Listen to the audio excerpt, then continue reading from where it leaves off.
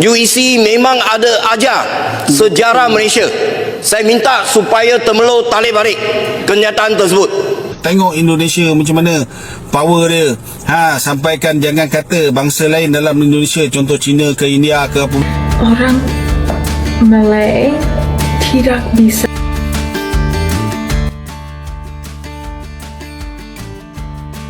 Hai, ketemu lagi dengan Rizka Yuni. Belakangan ini, jagat media sosial Malaysia lagi panas-panasnya. Semua bermula dari pernyataan Raja Malaysia yang menegaskan bahwa siapapun yang tinggal di Malaysia wajib bisa berbahasa Melayu. Kalau tidak, sebaiknya tidak menetap di sana. Pernyataan ini langsung menyulut reaksi besar-besaran dari netizen. Sebagian masyarakat mendukung penuh. Mereka menganggap bahasa Melayu adalah identitas nasional yang harus dijaga. Tinggal di suatu negara, ya sudah sepatutnya menghormati budaya dan bahasa setempat. Menurut mereka, ini bukan soal rasis atau menutup diri, tapi soal jati diri bangsa. Namun di sisi lain, tidak sedikit juga yang merasa pernyataan ini terlalu keras. Netizen mulai membandingkan dengan negara tetangga, terutama Indonesia. Banyak yang menyoroti bahwa di Indonesia, orang asing bebas menggunakan bahasa apapun Inggris, Mandarin, Korea, Jepang tanpa diwajibkan fasih berbahasa Indonesia untuk tinggal atau bekerja. Bahkan di beberapa kawasan wisata dan bisnis, bahasa asing justru jadi bahasa sehari-hari. Perbandingan ini makin ramai karena dianggap menunjukkan perbedaan cara pandang. Indonesia dinilai lebih fleksibel dan terbuka terhadap keberagaman bahasa, sementara Malaysia dianggap lebih tegas dalam urusan identitas nasional. Melayu adalah bahasa perlembagaan, bahasa penyatu rakyat berbilang kaum, bahasa ilmu yang wajib diperkasa, bukan dipinggirkan. Berhormat Mata Temerloh, pelajaran sejarah saya menjadi pemegang keras. sijil Peraturan UEC. Dewan, Speaker, Ada peraturan. beberapa ahli parlimen dekat sini Speaker. juga pemegang sijil UEC.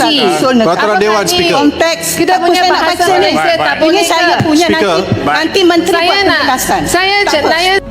Kenyataan yang mengeriukan Dewan. Saya- Betul saya kata. Tadi Temerloh mengatakan, Tan Sri, Temerloh mengatakan bahawa dalam sistem ujian UEC tidak mengajar sejarah Malaysia. Itu satu kenyataan yang mengeriukan. Tak apa, nanti saya Sebab nak tanya dalam tadi. silibus UEC memang ada ajar sejarah Malaysia. Saya minta supaya Temerloh tarik balik kenyataan tersebut. Bila dia keluarkan kenyataan tersebut, saya nak tanya Temerloh, kamu sudah baca, sudah teliti teks buku sejarah UEC tak? Saya nak tanya. Kota Melaka. Kalau tak ada, Saya nak tanya, saya nak bagi jangan tahu. keluarkan kenyataan Tan Sri Speaker. yang tidak benar dalam Dewan Yang Mulia ini. Tan Sri Speaker, perkara ini juga telah dijelaskan oleh Yang Amat Berhormat Perdana Menteri. Apa masalahnya? Semua pelajar-pelajar Baik, UEC, semua pelajar UEC lulus dalam bahasa Malaysia dan juga Mata sejarah. pelajaran sejarah memang ada ajar Jadi sejarah Malaysia. kenapa Temerloh buat kenyataan begitu? Itu adalah satu kenyataan. Tarik balik, Saya dia minta perlu tarik balik. Temerloh tarik balik. Tarik balik. Okey, saya tenang duduk. Betul, daulat tuanku. Kenapa kat Malaysia ada orang luar yang belajar bahasa Melayu laju dalam 3 bulan boleh cakap bahasa Melayu macam orang Nepal, orang Bangladesh. Tapi juga ada orang di sini, orang putih dan orang Filipin juga yang duduk di sini 10 tahun, 20 tahun dan belum cakap bahasa Melayu. Kenapa? Kalau saya tanya mereka, mereka jawab saya tak menarik belajar bahasa Melayu. Tak menarik belajar bahasa kebangsaan? Maksudnya tu, ada negara yang terima you kena menarik dalam negara tu lah. Itu biasa. So, no. Dan juga ada orang Malaysia yang tak nak cakap bahasa Melayu. Kenapa? Saya cakap bahasa Melayu dengan mereka, mereka jawab saya di bahasa Inggeris. Kenapa? I cakap pada bahasa Melayu dengan you jawab di bahasa Melayu. Itu biasa. Di sini negara Malaysia, bukan negara England, merdeka sudah lama. Okay? Maybe you wanted the English language to be picked up as the vehicular language, but it's too late. You lost. Bahasa yang dipilih untuk jadi bahasa kebangsaan adalah bahasa Malaysia, bahasa Melayu. Itu too late. You lost. Nah, you must cakap bahasa Melayu di sini. Itu biasa, okay? I faham lah you rasa malu sebab bahasa you rosak. Okay, tapi kita bersama cakap praktis, kita boleh membaiki bersama. Jangan cakap bahasa Melayu, itu biasalah. boleh cakap bahasa Rojak. Saya tahu the sejarah of the bangsa di Malaysia, okay? Saya tahu. And bahasa Rojak make sense, okay? Boleh cakap bahasa Rojak. Itu betul lah. Tapi bahasa Rojak dengan basis, like asas Melayu. Itu betul lah. Okey guys, betul lah apa yang Agung cakap dekat atas ni tau. Okey, apa yang disampaikan oleh Agung Malaysia itu adalah yang terbaik dan 100% aku menyokong apa yang diutarakan oleh Agung kita tau. Bagi aku, semua rakyat Malaysia seharusnya menguasai dan perlu menguasai dan juga kena terima bahasa Melayu sebagai bahasa kebangsaan kita tau.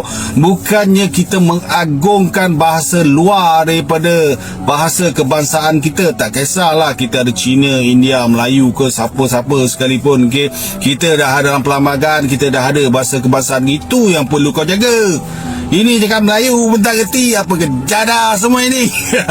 Okay, patutnya kerajaan kita kena lebih peka tentang benda ni tau. Kena lebih serius lagi. Semua harus fasih berbahasa Melayu tau. Bukan setakat fasih berbahasa Melayu. Okey, sejarah kita pun kena faham tau. Semua kena fasih. Tak kisahlah kau nak buat pendidikan lain ke penjadah apa semua ke. Yang penting ni sekarang ni apa yang ada dalam perlembagaan tu harus diutamakan. Okey, bukannya kita kena urban sekarang. Urban kepala bana kau. Okey, kita kena global sekarang ni. Global kepala otak kau. Okey, kau tengok Jepun sendiri pun utamakan bahasa negara dia. China sendiri pun mengutamakan bahasa negara dia. Perantaraan untuk keluar. Kita malulah nak cakap bahasa Melayu sebab dia tak global, tak urban. Pala bana kau. Okay, kalau kau sendiri tak boleh nak mematabatkan bahasa kebangsaan kau sendiri, siapa lagi? Baik kau keluar je daripada Malaysia. Tengok Indonesia macam mana power dia. Sampaikan, jangan kata bangsa lain dalam Indonesia, contoh Cina ke India ke apa benda ke. Okay, kau kena guna bahasa Indonesia. Okay, kau kena sekolah Indonesia. Bukannya kau Sekarang saya di Malaysia, di Kuala Lumpur, sebenarnya di Bukit Bintang sekarang di sana. Dan sangat menarik karena waktu saya coba berbahasa Indonesia dengan orang Malay, banyak kali orang Malay tidak bisa berbahasa Malay. Sangat menarik karena waktu datang di airport, sopir saya bilang semua orang Malay bisa berbahasa Malay.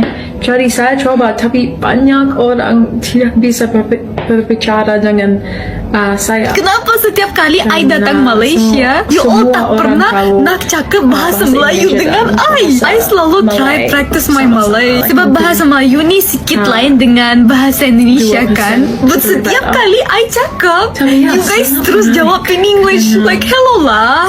Janganlah. I tanya, boleh cakap Melayu tak orang Malaysia? Yes, of course. But we can speak English. Kenapa setiap kali I datang Malaysia, you all tak tetap jawabnya nak cakap bahasa Melayu dengan I selalu try practice my Malay. Sebab bahasa Melayu ni sikit lain dengan bahasa Indonesia kan. But setiap kali I cakap, you guys terus jawab in English. Like, hello lah. Janganlah.